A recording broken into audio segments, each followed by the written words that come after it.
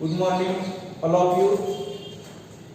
तर आपण solution topic ची पहिली 2 लेक्चर्स पाहिलेली आहेत. आज तिसरं लेक्चर जे आहे ते आपण capacity of a solution to dissolve a solute. Capacity of a solution to dissolve a solute. कोणत्याही सोल्युशन मध्ये सोल्यूट डिझॉल्व होण्याची कॅपॅसिटी म्हणजे क्षमता. If a solute is dissolved in a solvent, if a solute is dissolved in a solvent, at first or initially solute readily dissolves or it dissolves in a fast manner. सुरुवातीला solute solvent मध्ये टाकल्या solute solvent मध्ये विरघळण्याचं प्रमाण चटकन असेल, पटदिशी किंवा चटकन ते डिझॉल्व होत जाईल. Initially solute dissolves in a solvent in a fast manner, but as time goes on, the capacity of a solute to dissolve in a solvent, it goes on decreasing. हळूहळू काय होतं, सोल्यूट सॉल्व्हेंट मध्ये विरघळण्याचं प्रमाण कमी होत जातं.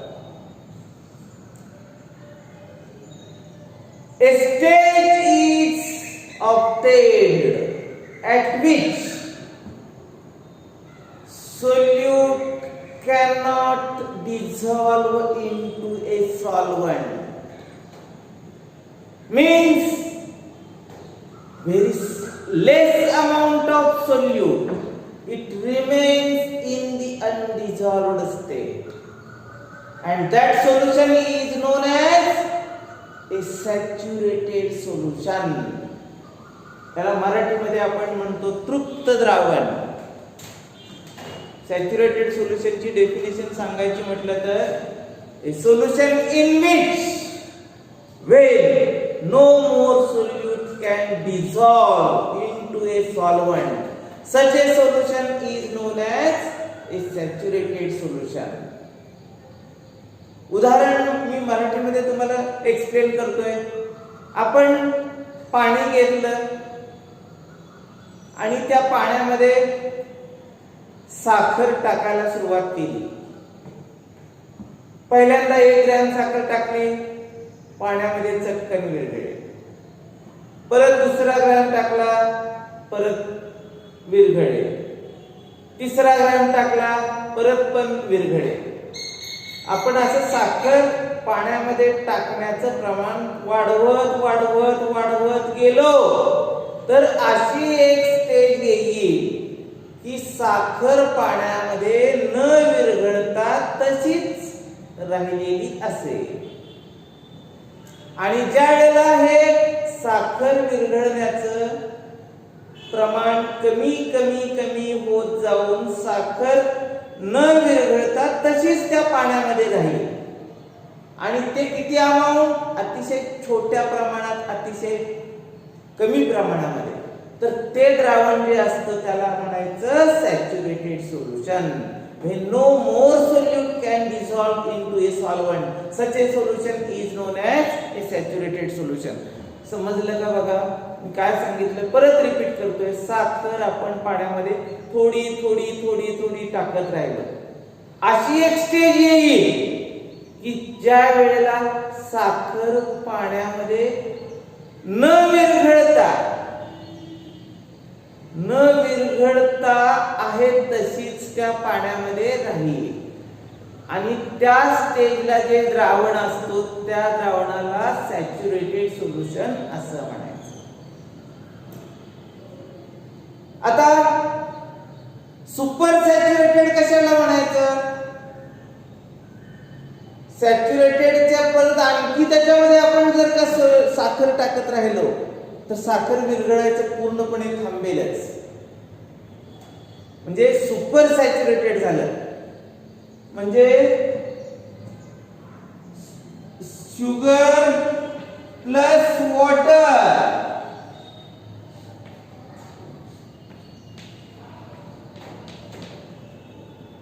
डिझॉल्युशन. Left hand कडून right hand कडे रिएक्शन डिझॉल्युशन, याला शुगर सोल्युशन म्हणायचं. आणि राईट हँड कडून लेफ्ट हँड कडे येताना याला क्रिस्टलायझेशन म्हणायचं.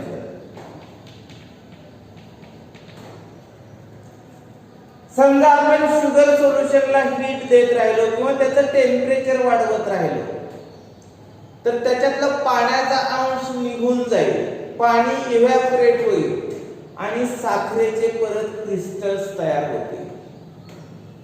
म्हणजे डिझॉल्युशनचा रेट आणि क्रिस्टलायझेशनचा रेट ज्या वेळेला शुगर आणि वॉटर डिझॉल्व होऊन शुगर सोल्युशन तयार होण्याचा रेट दर आणि शुगर सोल्युशन मधून शुगर क्रिस्टलाइज होण्याचा रेट, हे दोन्ही रेट ज्या वेळेला एक्झॅक्टली इक्वल असतील तर त्या स्टेजला म्हणायचं इक्विलिब्रियम स्टेज. इक्विलिब्रियम स्टेज म्हणजे काय? साखर पाण्यात विरघळण्याचं प्रमाण किंवा साखर पाण्यात विरघळण्याची क्षमता आणि साखरेच्या द्रावण्यामधून साखर क्रिस्टलाइज होण्याची क्षमता, या दोन्ही क्षमता ज्या क्षणी इक्वलाइज होतील त्यावेळेची स्टेज म्हणजे त्याला इक्विलिब्रियम स्टेज म्हणायचं. आणि ह्या इक्विलिब्रियम स्टेजला समजा क्रिस्टलायझेशनच्या रेट पेक्षा डिझॉल्युशनचा रेट थोडासा जास्त असेल त्यावेळेला सुपर सॅच्युरेटेड स्टेट तयार होत असते. कळलं? त्याच्यानंतर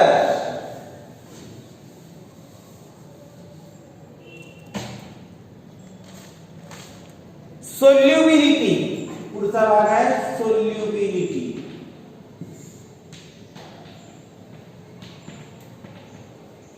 सोल्युबिलिटीला सिंबल आहे S. S means solubility. Definition काय बघा? Solubility means the maximum amount of solute that can dissolve into a solvent at a given temperature known as solubility. The maximum amount of solute dissolved in a given amount of solvent at a given temperature, that is known as solubility. It is always denoted by symbol S. It is expressed in, means its unit is moles per cubic decimeter or simply moles per liter. It can also be expressed in grams per cubic decimeter. It can also be expressed in grams per cubic decimeter.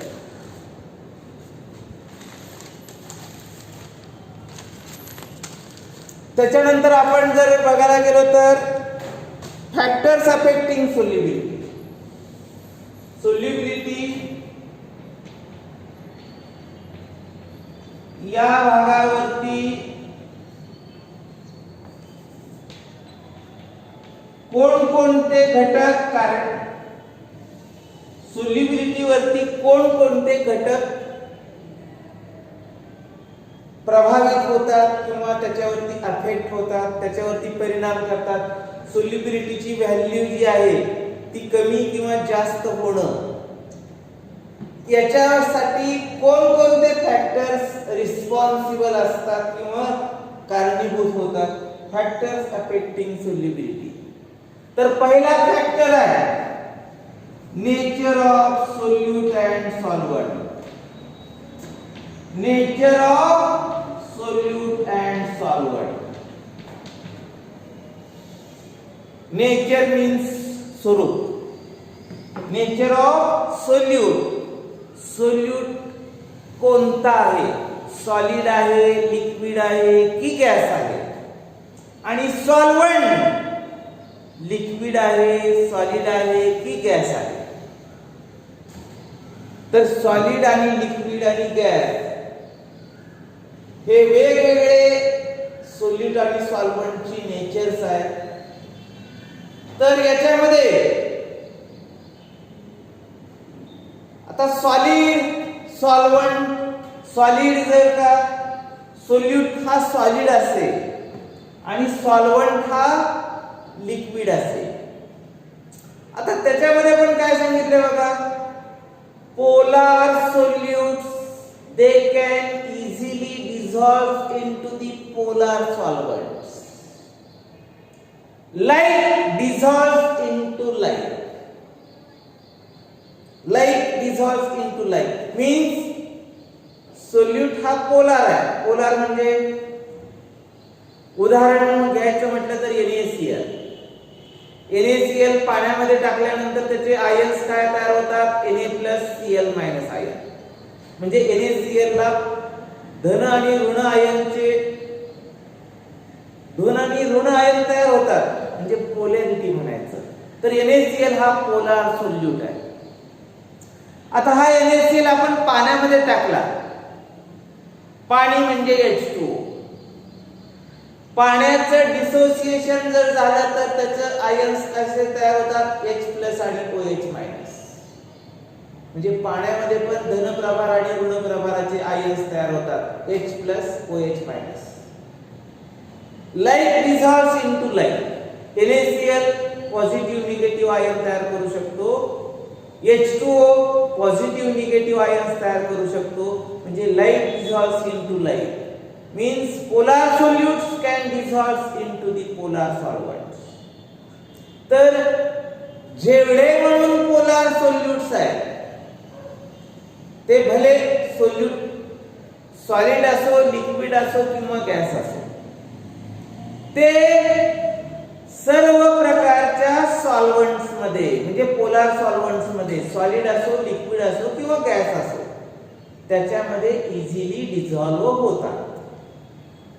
उदाहरण त्याचं काय सांगायचं? NaCl म्हणजे मीठ पाण्यामध्ये टाकलं. मिठाचे पण आयन्स तयार होतात, धन प्रभाराचे, ऋण प्रभाराचे. आणि पाण्याचे पण आयन्स तयार होतात, धन प्रभाराचे आणि ऋण प्रभाराचे. म्हणून polar solutes can easily dissolve into the polar solvents. Non polar solutes चं उदाहरण घ्यायचं म्हटलं तर कोलेस्टेरॉल. आपल्याला बीपीच्या पेशंटला कोलेस्टेरॉल असतं बघा. कोलेस्टेरॉलचे लेवल काय आहे ते? High density cholesterol, low density cholesterol. समजा कोलेस्टेरॉल घेतलं आणि आपण बेन्झीन ह्या द्रावणामध्ये टाकलं. आता कोलेस्टेरॉल हे नॉन पोलार आहे. कोलेस्टेरॉलचे पॉझिटिव्ह आणि निगेटिव्ह चार्जचे आयन्स तयार होत नाही. त्यानंतर बेन्झीन C6H6 याच्यामध्ये पण पॉझिटिव्ह निगेटिव्ह आयन्स तयार होत नाही. म्हणजे त्याच्यामध्ये पण पोलॅरिटी डेव्हलप होत नाही.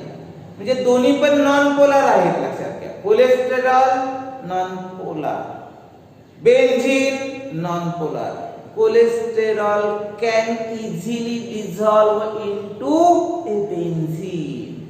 Means non-polar solutes can easily dissolve into the non-polar solvents. तर nature of solute and solvent. त्याच्यानंतर पुढे सांगायचं म्हटलं तर among the three that is solid, liquid and gas. ह्या तिन्ही मध्ये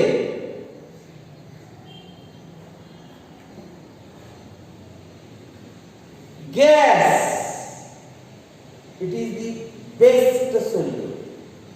Gas easily dissolvable. लिक्विड आणि सॉलिडच्या कंपॅरेबल गॅस इझिली डिझॉल्व होतो. तर पहिला फॅक्टर आपण काय बघितला, फॅक्टर्स अफेक्टिंग सोल्युबिलिटी आपण बघतोय. Factors affecting solubility. पहिला फॅक्टर आपण काय बघितला, nature of solute and solvent. तर लाईट डिझॉल्व्स इनटू लाईट, यावर आधारित पोलार सोल्युट्स असतील तर पोलार सॉल्व्हंट्स मध्ये इझिली डिझॉल्व होतात. नॉन पोलार सोल्युट्स असतील तर ते इझिली नॉन पोलार सॉल्व्हंट्स मध्ये डिझॉल्व होतात.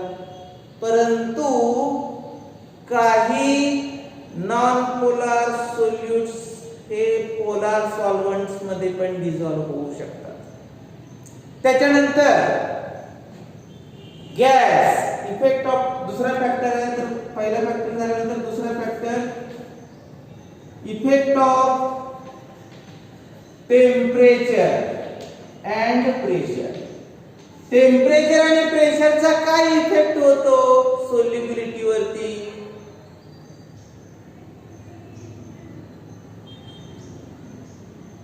increase in temperature, increase in temperature increases solubility. एखाद्या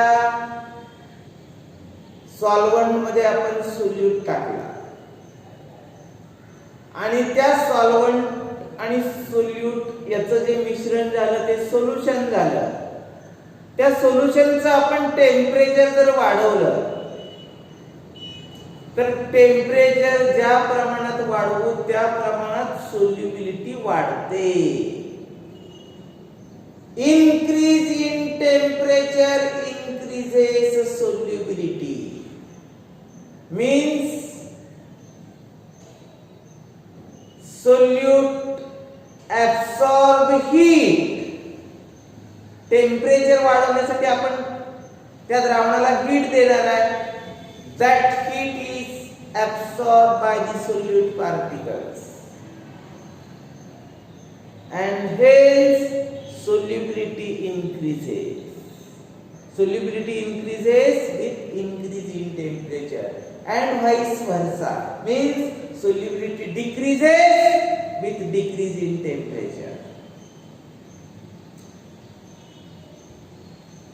त्याच्यासाठी काही उदाहरणं घेतलं तर आपण त्याचा ग्राफ काढून बघू. आपण या ऍक्सिस वरती आपण काय करतोय, सोल्युबिलिटी, आणि या ऍक्सिस वरती टेम्परेचर प्लॉट केलं. तर काय होतं बघा,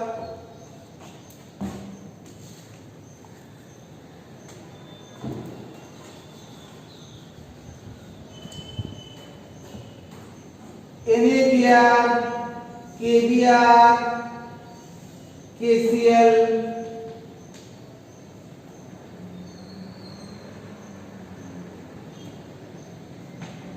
हे पोलार सोल्युट्स आहेत. इकडे सोल्युबिलिटी वाढते, या बाजूला टेम्परेचर वाढतं. जसं टेम्परेचर वाढवत राहू तसं सोल्युबिलिटी वाढत गेली आहे. Solubility increases slightly with increase in temperature for some polar solutes. Solubility suddenly increases or appreciably increases in case of such strong electrolytes. NaNO3, KNO3 यांची सोल्युबिलिटी अतिशय जास्त प्रमाणात वाढते कधी? As temperature increases. टेम्परेचर ज्या प्रमाणात आपण वाढवत राहू त्या प्रमाणामध्ये टेम्परेचर वाढतं, तसंच त्याची सोल्युबिलिटी याच्या कंपॅरेबल याची सोल्युबिलिटी वाढते. म्हणजे सबस्टन्स कोणता आहे याच्यावरती आधारित सोल्युबिलिटी डिपेंड करते. आता हे कशावरती अवलंबून असतं? Na+Br- K+Br- K+Cl- याचा डायइलेक्ट्रिक कॉन्स्टंट किंवा NaNO3 KNO3 याचा डायइलेक्ट्रिक कॉन्स्टंट, ज्याचा डायइलेक्ट्रिक कॉन्स्टंट जास्त असे सर्व सोल्यूट इझिली सॉल्व्हंट मध्ये डिझॉल्व्ह होतात. म्हणून NaNO3 आणि KNO3 हे पण पोलार आहेत आणि हे पण पोलार आहे, परंतु या दोन्हीमध्ये याचा डायइलेक्ट्रिक कॉन्स्टंट जास्त आहे आणि म्हणून हे इझिली सोल्युबल होतात. त्याचं कारण ते आहे. त्याच्यानंतर Na2SO4 एक उदाहरण घेतलं, sodium sulphate. Sodium sulphate it is also a polar solute. Increase in temperature decreases solubility. Temperature वाढवलं तर याची मात्र सोल्युबिलिटी डिक्रीज होते. हे अपवादात्मक उदाहरण आहे. तर ते पण डायइलेक्ट्रिक कॉन्स्टंट वरती अवलंबून आहे. अतिशय डायइलेक्ट्रिक कॉन्स्टंट कमी असल्यामुळे त्याचा उलटा परिणाम होतो, लक्षात घ्या. त्याच्यानंतर तिसरा फॅक्टर आहे इफेक्ट ऑफ टेम्परेचर झाला. तर इफेक्ट ऑफ टेम्परेचर मध्ये काय सांगता येईल? Increase in temperature increases solubility and vice versa. एखाद्या सोल्यूट मध्ये सॉल्व्हंट टाकला आणि त्याचं तापमान आपण वाढवत राहिलो तर सोल्युबिलिटी वाढत राहते. आणि आपण त्याची उदाहरणं बघितली, काही उदाहरणं, काही ज्याचं डायइलेक्ट्रिक कॉन्स्टंट कमी किंवा जास्त असेल तर त्या प्रमाणात त्याची सोल्युबिलिटी वाढलेली किंवा कमी झालेली आपल्याला आढळून येते. इफेक्ट ऑफ प्रेशर तिसरा फॅक्टर आहे इफेक्ट ऑफ प्रेशर. पहिला फॅक्टर्स अफेक्टिंग सोल्युबिलिटी मध्ये पहिला फॅक्टर आपण बघितला nature of solute and nature of solvent. दुसरा फॅक्टर बघितला इफेक्ट ऑफ टेम्परेचर. तिसरा फॅक्टर आपण बघतोय इफेक्ट ऑफ प्रेशर. सॉलिड आणि लिक्विडच्या बाबतीमध्ये इफेक्ट ऑफ प्रेशरचा काही परिणाम होत नाही, कारण त्याचं solid and liquids are incompressible. Solid solute आणि लिक्विड सोल्यूट जर घेतले दे आर इनकॉम्प्रेसिबल. म्हणजे सॉलिड सोल्यूट आणि लिक्विड सॉलिड सोल्यूट असतील किंवा लिक्विड सोल्यूट्स असतील तर त्याच्यावरती कसलाही परिणाम प्रेशरचा होत नाही. There is no any effect of pressure on the solubility of solid solute and liquid solute. But if gas is the solute there is effect of pressure. Higher pressure increases solubility of gas into a solvent. Gas आपण high प्रेशरला एखाद्या solvent मध्ये जर का dissolve केला तर solubility वाढते. त्याचं चांगलं उदाहरण कार्बोनेटेड ड्रिंकचं. सोडा वॉटरची बाटली आपण घेतली, सोडा वॉटरच्या बाटलीमध्ये कार्बन डायऑक्साइड वायू हा गॅस आला, लक्षात घ्या. त्या पाण्यामध्ये, त्या द्रावणामध्ये हाय प्रेशर खाली त्याला त्याच्यामध्ये डिझॉल्व्ह करावं लागतं. आपण बाटलीचं झाकण उघडलं की ते द्रावण उसळू मारतं, लक्षात घ्या. म्हणजे त्यातला कार्बन डायऑक्साइड निघून जातो. म्हणजे कार्बोनेटेड ड्रिंक्स किंवा सोडा वॉटरच्या बाटलीमध्ये हाय प्रेशर खाली कार्बन डायऑक्साइड गॅस त्या सॉल्व्हंट मध्ये किंवा त्या सोल्युशन मध्ये काय केलेला असतो? डिझॉल्व्ह केलेला असतो. कार्बोनेटेड ड्रिंक्स किंवा सॉफ्ट ड्रिंक्स किंवा तुमच्या सोडा वॉटरची बाटलीचं चांगलं उदाहरण आहे याच्यामध्ये. तर gas under pressure it can easily dissolve into the solvent. But if pressure is decreased, बाटलीचं झाकण उघडल्यानंतर काय होतं? झाकणामुळे ते प्रेशर आहे तसं तेवढंच मेंटेन केलेलं असतं. झाकण उघडलं की प्रेशर कमी होतं आणि प्रेशर कमी झालं की त्याच्यातला गॅस निघून जातो. If decrease in pressure decreases solubility of gas. त्याच्यासाठी आणखी एक साधं मी जनरल उदाहरण सांगतो. आपण घरामध्ये चहा करत असताना सुरुवातीला काय केलं? एका पातेल्यामध्ये पाणी घेतलं. पाणी आपलं नेहमीच घरातलं पाणी घेतलं आणि पातेल्यामध्ये ठेवलं. गॅस चालू केला. गॅस चालू केल्यानंतर त्यामध्ये आपण चहापत्ती किंवा साखर अजून काही टाकलेली नाही, फक्त पाणी उकळायची वाट बघतो. पाणी जसं जसं गरम गरम गरम होत राहील तसं तसं काय होणार आहे? आपण जे पातेल्यामध्ये पाणी घेतलेलं आहे त्या पातेल्यामधल्या पाण्यामध्ये हळूहळू त्या पातेल्याच्या तळाशी लहान लहान बुडबुडे तयार झालेले दिसतील.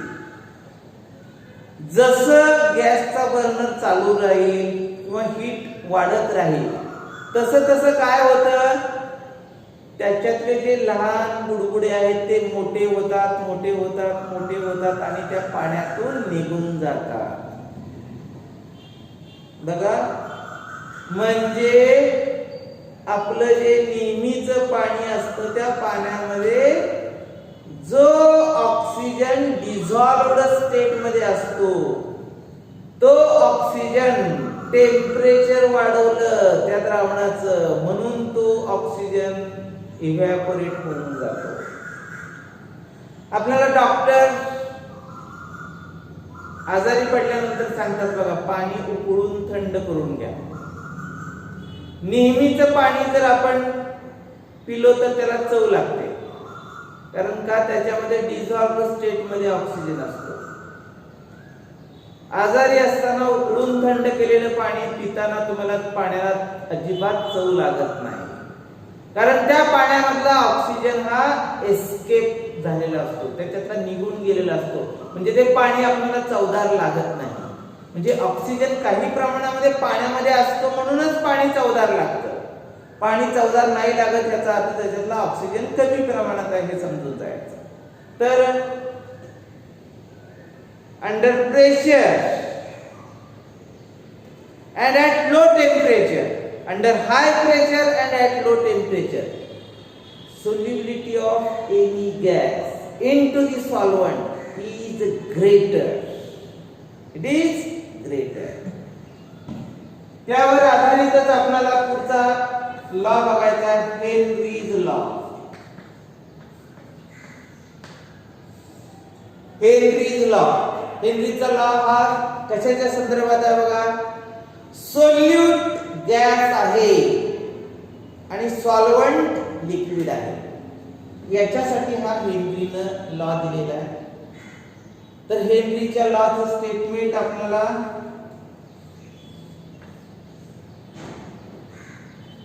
या ह्याच्यावरून म्हणजे इक्वेशन वरून तयार करता येईल. S means solubility of a gas or solubility of a solute. आता सोल्यूट घेताना आपण गॅसच घ्यायचा आहे, कारण का? हेनरीचा लॉ हा सोल्युबिलिटी ऑफ गॅस साठीच आहे. S means solubility. Solubility of a gas is directly proportional to pressure exerted on the solution at a given temperature. S means solubility of a gas. Solubility of a gas in a solution is directly proportional to pressure exerted on the solution at a given temperature. हेच आपल्याला असं लिहिता येईल S is equal to K into P. S is equal to solubility of gas in a solvent. P means pressure exerted on the solution. K means Henry's constant.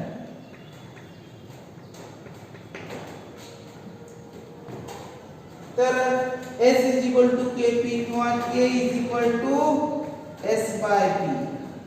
समजा एखाद्या solution मधले सोल्यूटची solubility माहिती आहे, त्याचं प्रेशर माहिती आहे गॅसचं, किंवा त्या सोल्युशन वर एक्झर्ट केलेलं प्रेशर माहिती आहे, तर आपण K ची व्हॅल्यू म्हणजे हेनरीच्या कॉन्स्टंटची व्हॅल्यू काढू शकतो.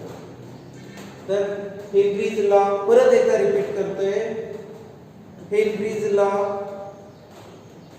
the solubility of a gas in a solvent or in a solution, solubility of a gas in a solution is directly proportional to pressure on the solution at a given temperature. That is known as Henry's law.